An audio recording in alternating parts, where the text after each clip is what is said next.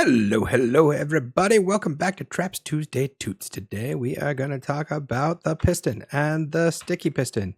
And we're going to learn everything there is to know about these two very powerful blocks. Let's go. All right. Now, first of all, it is important to note that the piston and the sticky piston can get placed in various orientations. Basically, the wood side is what's going to extend on these bad boys, and the stone side is going to stay stationary. So that means that when we power these, they will stick out like that. Basically, this front 4 pixels will push forward, and that will extend and move whatever's over here. If I stick blocks here, they will push out. Now, the difference between a piston and a sticky piston is that a sticky piston will pull back anything that is touching the wooden face because of the sticky slime that's on it, whereas the regular piston will just push it away and then leave it there. So when I click this block pulls back and that block stays in position. So that is the difference between the piston and the sticky piston. Now the farthest that a piston can push is 12 blocks. So as we can see, there is 1, 2, 3, 4, 5, 6, 7, 8, 9, 10, 11, and 12 blocks that got pushed. And then this block got placed, but it cannot be pushed because there's 13 blocks that are being pushed right now, which it cannot do.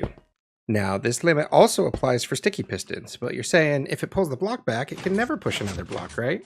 Well, that's not entirely true because we do have honey blocks and slime blocks. And what we can do with those is basically any block that touches the slime block will in fact get pushed when the block gets pushed. So if I do that and that will all go up and it will all come back down because it's all touching. Now the 12 block limit does apply to sticky pistons as well. So that is 1, 2, 3, 4. Let's go ahead and do 5, 6, 7, 8, 9, 10, 11, 12. But now that can all get pushed by that sticky piston. This piston is not necessary right now.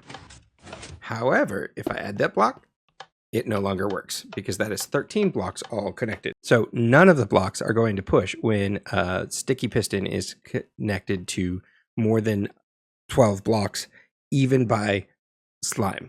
Now, one thing to note, honey and slime do not stick to each other, but both can be used in these kind of contraptions.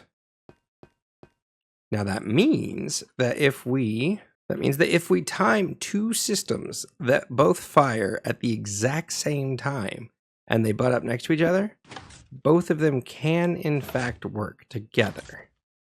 And in fact, if the honey and slime connected and that was the only block that connected, they could work next to each other forever.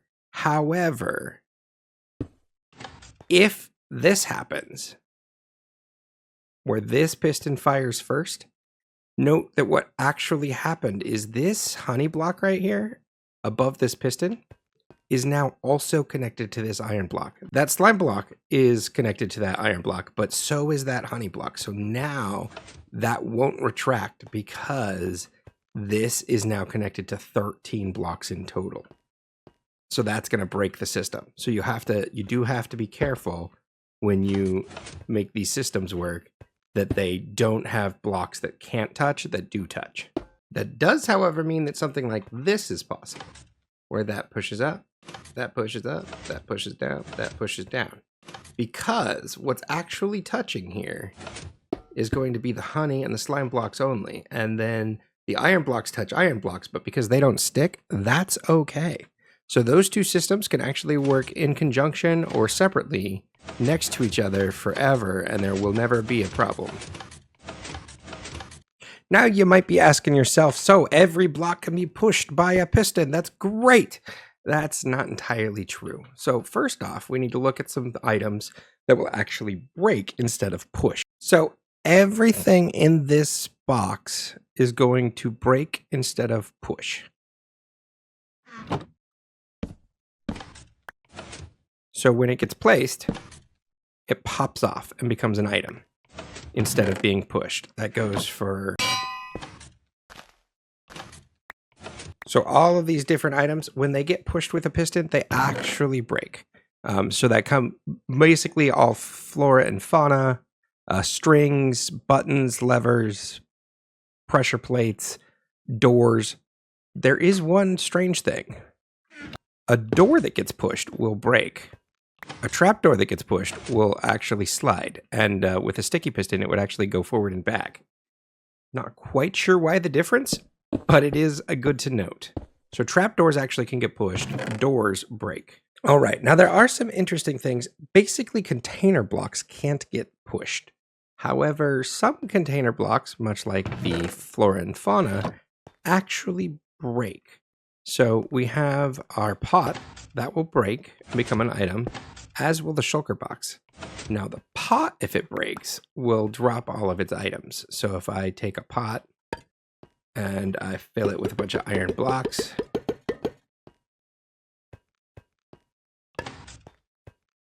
it will break and it will drop the iron blocks. However, the shulker box actually will just break and continue to contain all of the items that it has inside of it.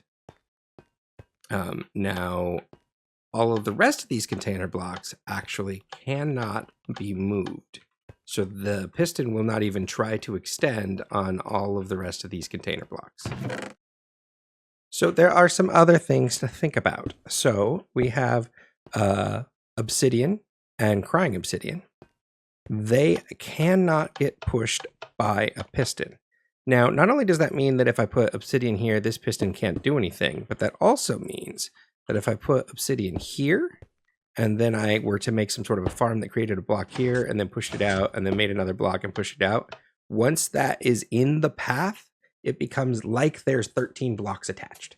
It becomes too much for the piston, and it just won't fire. So if this blocks any block that is connected to this piston, it will stop it from interacting. Another interesting thing to note is that glazed terracotta, the various container blocks, and the obsidian, crying obsidian, don't actually stick to slime blocks, honey blocks, and sticky pistons. Now, in the case of the container blocks and the obsidian blocks, you're not going to be able to push them at all. However, strangely, glazed terracotta can get pushed by these blocks, but it won't stick to them, so it will actually release, and you can keep moving glazed terracotta. One final thing to note is how rails, anvils, and armor stands interact with pistons. Just to note, rails actually do move. You would expect them to break, much like the various other blocks that break, signs and paintings and torches and such, but they don't. They actually move. And so you can actually redirect rails that way, or hide rails, or any number of other things by just moving the rail. Now, the next thing to look at is how anvils and armor stands interact with pistons. So one thing to note is, unlike those various items, neither of these will break either. However, anvils are an immovable block when it comes to a piston. However, they can be held by an extended piston and then drop when allowed. They will not be able to be pushed. Armor stands, on the other hand, will get pushed. They will only get pushed to their edge, though. So instead of moving a full block, they'll move as far as the piston pushes the hitbox, which is actually a little bit smaller. If I turn on hitboxes, you can see that it's a little bit smaller than a block, so it actually only pushes to the edge. So it's kind of in line here in the block instead. And it will not stick to a sticky piston. So the sticky piston won't retract it, but it will push it.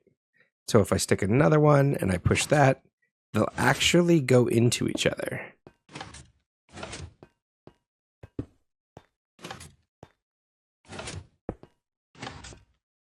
So you can get some weird things with all the armor stands at different angles being pushed into the same block using a piston. All right, well, I believe that's everything you're going to need to know about pistons and sticky pistons. So I think we got that covered and are ready to move on to the next lesson. Thank you so much for watching. Thank you for hanging out. I do appreciate you all. Take care of yourselves. Have a good one. And don't get dragged without me. Bye-bye.